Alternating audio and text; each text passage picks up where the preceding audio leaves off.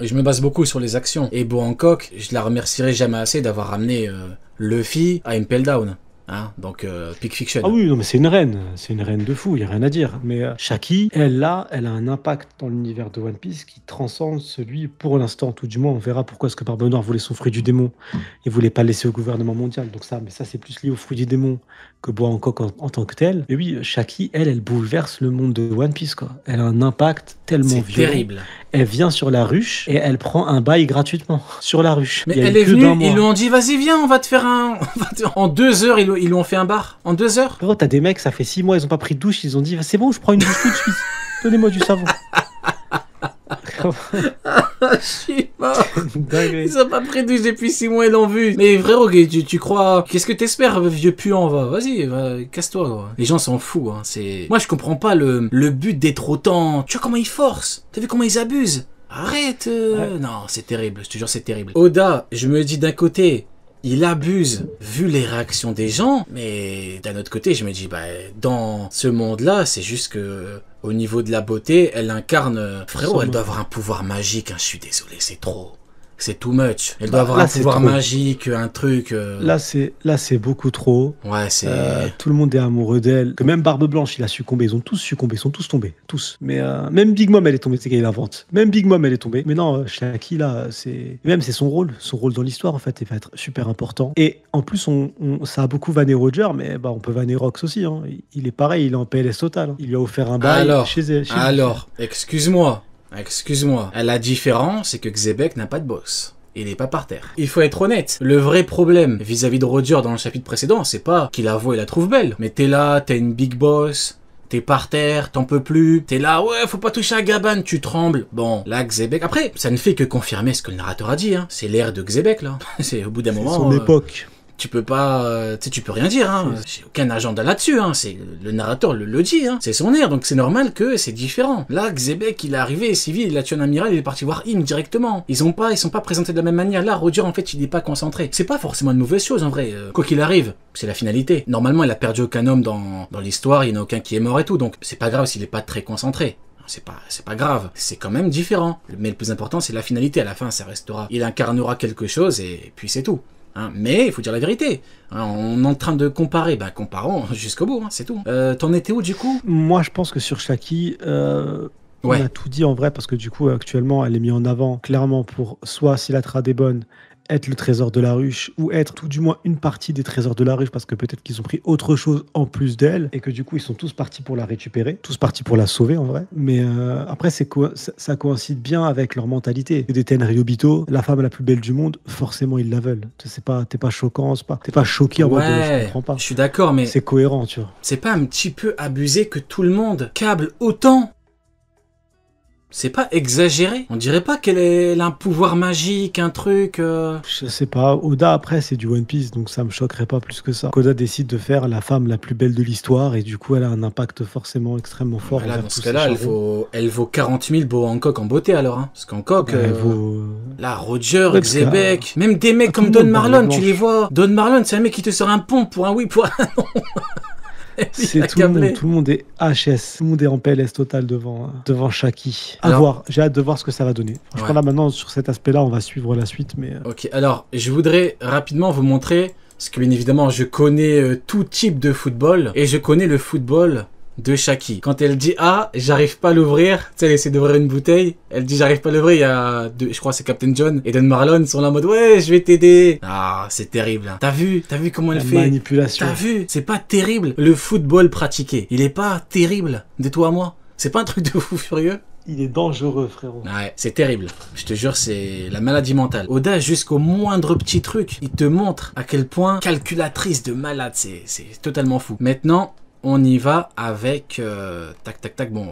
Xebec, du coup... Alors là, c'est... Xebec, en fait, j'ai compris. Tu vois, je fais que répéter depuis le chapitre 1154. Je fais que répéter le fait que ce mec, il est lunaire. Théma... Comment il débarque quand il y a du bruit sur la ruche. Osez me dire... Je sais pas si j'abuse ou si cette case veut tout dire. Tu me diras si t'as l'impression que j'abuse ou pas. Regarde comment il débarque. À sa droite, Don Marlon. À sa gauche, Shiki. Derrière, Barbe Blanche. C'est moi qui abuse ou... On peut pas tester, frérot. C'est l'homme le plus dangereux qu'on connaisse, entouré d'hommes extrêmement dangereux. Genre là, en termes de sécurité, tu peux rien faire, frérot. Là, c'est beaucoup trop, là. Là, ça va trop loin. Là, c'est abusé. C'est même aberrant. Après, c'est à l'image des Rocks. Les Rocks, c'est absolument abusé déjà de base. Le fait de voir autant de personnages d'une puissance aussi monstrueuse, unis comme ça, là, en tout cas, ils collaborent tout du moins, c'est incroyable. Mais frérot, c'est tout simplement incroyable. Je suis désolé, mais c'est... On va dire que j'abuse, hein. Mais non, vas-y. J'allais dire, c'est l'une des plus grandes cases du manga. Vas-y, c'est bon, je vais me calmer. Mais en fait, pour quelqu'un comme moi, frérot, je ressens l'aura. L'aura, je la ressens là. Je ressens une... Tu sais, je suis dans Bleach. Je ressens un pouvoir spirituel puissant, tu vois. Tu ressens l'aura. Je ressens un truc spirituel puissant, c'est trop. Tu sens que derrière cette image, tu peux sentir un Bankai. Oui, à tout moment. C'est très fou ça. À tout moment. T'entends cette dinguerie, t'entends Xebec dire Bankai. Merci à Magellan qui dit je comprends totalement ce que tu veux dire. Non mais Oda, je connais le football d'Eiichiro Oda, je sais très bien quand elle a dessiné ça, je sais très bien comment il était. C'est dit je vais leur montrer c'est quoi. En fait pour moi, cette case, elle nous montre c'est quoi les Rocks, tu vois, et j'ai pas l'impression d'abuser. Regarde la sécurité rapprochée du mec. Tu veux faire quoi? Tes masques sont devenus les mecs qui sont autour de lui. Le mec, on l'appellera l'homme le plus fort du monde. Les pirates, ils le verront comme le diable. Shiki. Non, je te jure, c'est trop. C'est terrifiant, horrifiant. Je suis traumatisé, mais bon. Il y a Xebec, Don Marlon et même... Je suis comme Big Mom quand elle dit et même Barbe Blanche. Même Barbe Blanche, il a un cœur quand il la voit. Alors, s'il n'y a pas un pouvoir magique là-dedans, je comprends pas. Parce que Barbe Blanche... L'un des mecs qui est à l'air, non même pas Barbe Blanche, Don Marlon, c'est un mec froid, c'est un vrai mafieux, c'est un mec, tu vois, les émotions comme ça devant les gens, tu peux pas, pour ceux qui connaissent un petit peu, c'est pas la même chose que pour n'importe qui, normalement vous me comprenez. Big Cœur, Xebec, il y a un pouvoir mystique frérot. Il y a un pouvoir mystique, je vais vous montrer l'image, mais pas une femme qui lève les bras, t'es pas censé être dans cet état-là. Moi, honnêtement, pour ceux qui me diront, une sorcière, je te jure, moi, ça me dérange pas vraiment, moi je m'en fous. Pourquoi? Parce que Xebec reste un homme. Tout comme pour Roger, j'en avais rien à foutre. Hein, c'est juste que, bon, t'es là, t'es par terre, t'as une big boss, t'es pas concentré pendant que l'autre il va avoir Im et qui menace le diable. Bon, en termes de comparaison c'est compliqué, mais tu restes un homme. C'est pas fondamentalement, on s'en fout un peu, mais ce qui est fascinant, c'est de se dire que tout le monde, il marche sur tout le monde. C'est lapin pouvoir, j'y comprends rien moi. Sauf sur Rayleigh, ça qui est bizarre. Ah ouais. Sauf sur Rayleigh, je sais pas, c'est plutôt bizarre, mais j'ai l'impression qu'Oda il joue là-dessus. Est-ce que du coup elle a un pouvoir spécial ou est-ce que non, c'est juste vraiment la femme la plus belle du monde et, après il avait un petit truc, hein. Sous son charme. Il avait un petit truc, Rayleigh, il était un petit peu gêné. Oui, ça l'avait touché, mais rien à voir avec les autres quoi. Ça me rappelle suis-moi, je te fuis, fuis-moi, je te suis. Elle en a rien à foutre des mecs qui la calculent, mais le mec qui la calcule le moins, bah elle finira avec lui. C'est formidable. Voilà, bienvenue dans Radio Romance. Radio Romance, on est là pour sauver vos dates. On est là pour sauver vos problèmes de cœur, vos problèmes de couple. Hein, n'hésitez pas à faire appel à nous, hein, bien évidemment. Bon, ça c'était le sujet le moins important en vrai. Bon, toi ça te dérange ou pas honnêtement? Comment tu t'as ressenti le truc Non, en vrai, je sais pas que j'aime pas. C'est ce que je disais pendant la réac, c'est que je m'en fous un peu, dans le sens où à la base on parlait du trésor de la ruche et on a commencé à nous déconstruire le trésor de la ruche petit à petit parce qu'à la base sur la ruche on nous parle du fait de la genèse de la ruche, comme quoi à la base c'était une sorte de prison à ciel ouvert où on emmenait tous les monstres qu'on voulait même pas dans ses propres prisons et sans le savoir en fait il y avait des mines d'or et donc il y a des mecs crapuleux qui ont mis une organisation et qui ont permis de sortir des thunes. Donc il n'y avait pas de trésor à proprement parler. Après, dernièrement, on nous dit Rox, il est à la recherche de 2 fruits du démon. Donc là, tu peux te dire, ah bah, un des 2 fruits du démon, c'est du coup devenu le trésor de la ruche, et donc c'est ce fruit du démon qu'ils ont volé. Donc ils vont à la recherche de fruits du démon. Sauf que on le savait déjà qu'il y avait des fruits du démon à God Valley, on les avait déjà vus. Au final, si tu rajoutes Shaki dans l'équation, c'est pas le remplacement d'un trésor mythique antique de fou. C'est juste en plus des fruits du démon qu'on a déjà vus. Donc au final, ça change pas grand-chose pour moi. Le plus important, c'est le fait que grâce à ça, ou à cause de ça, chacun choisira, et ben on va avoir les pirates les plus puissants du monde qui vont se foutre sur la gueule pour notre plus grand plaisir. Donc pour moi, ça me dérange pas. Donc les deux te dérangent pas, que Xebec ait un gros cœur dans le truc et le fait que ce soit le trésor? Non, ça me dérange pas parce qu'au final, Xebec, c'est pas parce qu'il a un gros cœur dans le truc qu'il va pas nous choquer par sa puissance et qui va pas nous choquer à God Valley. Tu vois. Ok. Pour moi, c'est pas ça qui va diminuer le personnage. Bah moi honnêtement, ça m'a plus choqué est surpris qu'autre chose. Pourquoi? Parce qu'en fait, quand tu prends la base de God Valley, tu te dis que tous les pirates les plus forts sont venus. Donc t'avais tous les mecs qu'on appellera plus tard des légendes, ou même des mecs, pas forcément, mais qu'on oubliera, mais qui étaient très forts pour l'époque. Donc l'équivalent, si tu prends pour notre monde actuel, enfin au niveau de Luffy et tout, c'est un petit peu comme si t'avais tous les Shichibukai qui venaient, toutes les supernovas qui venaient, t'as tous les mecs les plus forts qui viennent, les empereurs, etc. Donc là tu te dis, censé être un truc qui te permet d'atteindre un but, d'atteindre, tu vois, d'être au sommet. Donc soit c'est un truc en lien avec l'argent, soit un truc en lien avec la puissance. T'as pas forcément mille et une choses qui te permettent en principe d'atteindre ton but. Bah en fait, a priori, c'est Shaki. Moi, on continuera sur cette problématique. Je pense qu'Oda est en train de nous douiller. Et je pense qu'il joue avec les mots.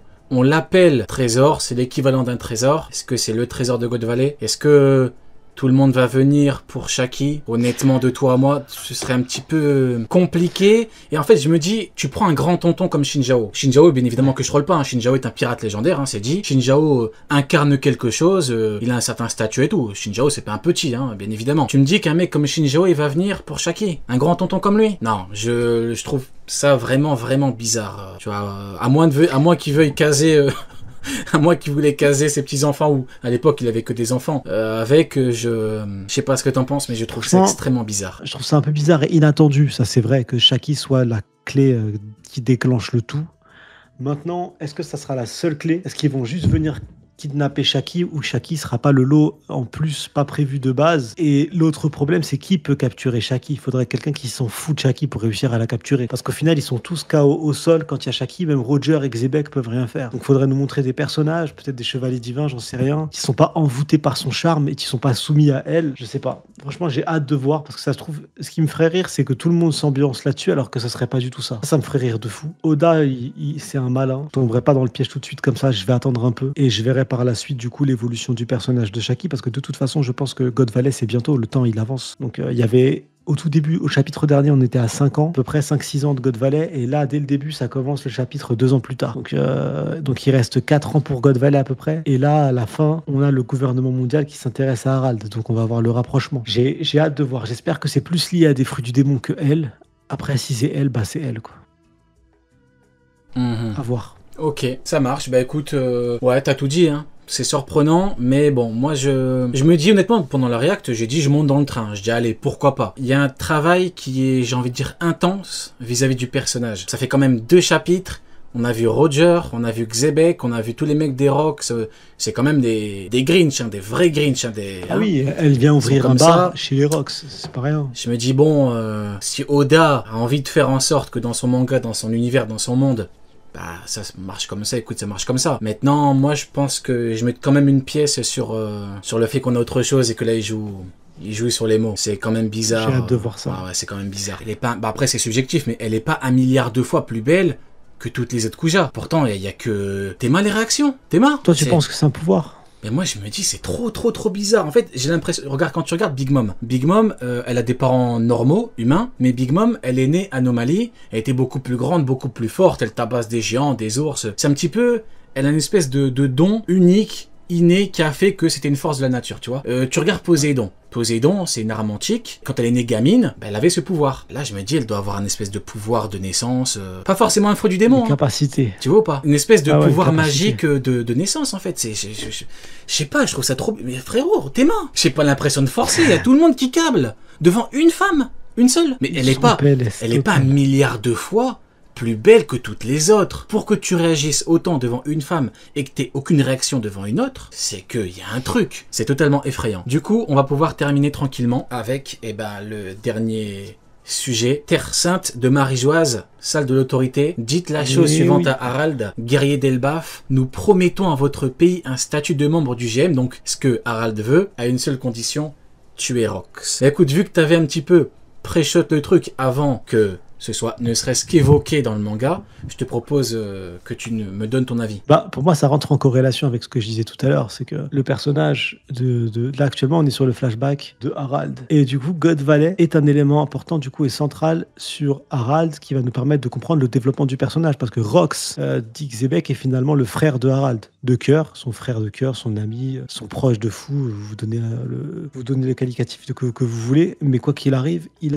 un lien extrêmement fort avec lui. Là, le premier contact avec le gouvernement mondial, c'est tuer Rox. Je pense qu'il va refuser initialement, il va refuser directement, mais que par la force des choses, et le temps va s'écouler en années encore, là ça fait que 2 ans, donc peut-être que dans 2 ans ou 3 ans, son avis. Mais pour moi, cette phrase avec tuer Rox, c'est exactement celle que j'avais dit, on verra le gouvernement mondial prévenir et dire tuer Rox, quoi. Et c'est fou, c'est stylé. Personnellement, je valide à mort. Je valide à mort. Ça va rendre le lien avec le gouvernement encore plus fou. On sait très bien, on est déjà informé, nous, sur le fait que ça soit des grosses merdes. Donc, on va pas être choqué de la manipulation qu'ils vont donner à Harald, parce qu'il faut pas oublier que Somers et Imu disent Harald a merdé. Comme s'ils avaient eu un accord tacite, un réel accord entre les deux parties.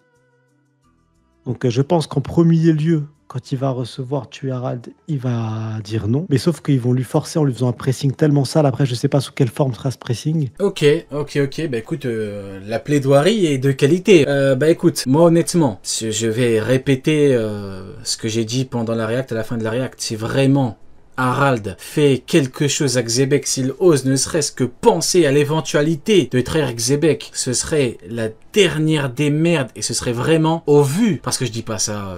pour rien. En fait, ce serait une trahison des plus horribles que Xebec. Hardcore, mais je pense qu'il sera même pas là au début. Hein. Je pense oui, mais à la fin de toute chose, il y aura Marc des Abysses et il va apparaître. C'est pour ça qu'il y a la grande marque pour moi à merde, comment ça s'appelle, à Elbaf. Oui, totalement. Mais le problème, c'est que peu importe la forme que ça prendra, à moins que Xebec, à la fin, il en peut plus, il dit, fais. Ah ouais, il y a un monde. Peut-être qu'à la fin, il n'en pourra plus. Il dira ton rêve, c'est d'être lié au GM. Ah bah ouais. Il y a moyen, c'est son pote. Hein. Ah bah oui. Il va être là, il va sourire, il va dire. Et il va le faire et ça va tellement le choquer qu'il va s'arracher les cornes. Ah oui, c'est bon. Il va se passer un truc.